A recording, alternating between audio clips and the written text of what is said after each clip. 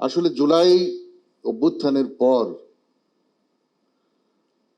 দেশে এই অনৈক্য এবং দ্বিমত থাকার কোনো কারণ ছিল না। আমরা যারা সাধারণ জনগণ তারা আশা করেছিলাম সকলে মিলে ঐক্যমতের ভিত্তিতে আমাদের সমস্যাগুলো সমাধান হবে এবং আমরা যোগ্য নেতৃত্ব পেয়েছি Nobel laureate professor doctor Mohammad ইউনূসের মতো ব্যক্তি।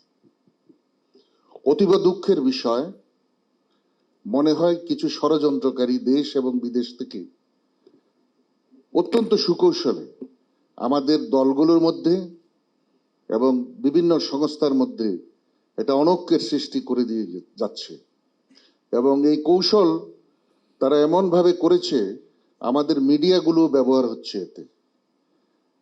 এমনকি আমার প্রাণপ্রিয় সংগঠন জাতীয় ঐক্যের প্রতীক বাংলাদেশ সশস্ত্র বাহিনী এবং সরকারের মধ্যে জন্য তারা চেষ্টা করে গেছে, আশা করি সেটা সফল হয় নাই।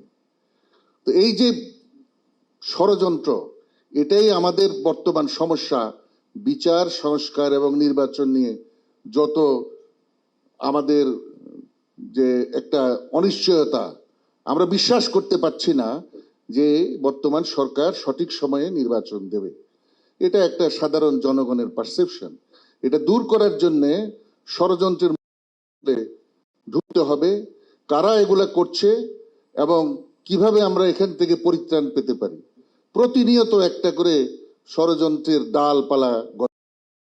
আমি প্রধান উপদেষ্টা এবং উপদেষ্টা মন্ডলীকে অনুরোধ করব, আপনারা একসাথে কোহেশন এবং সিনার্জিতে কাজ করছেন, তবে সম্ভবত কোনো কোনো উপদেষ্টার বক্তব্য কোনো একের সাথে অন্যের কথার অমিল হয়ে যাচ্ছে, যেটা আমরাও মাঝে মাঝে খুব বেশি আসলে আমাদের কাছে খারাপ লাগে।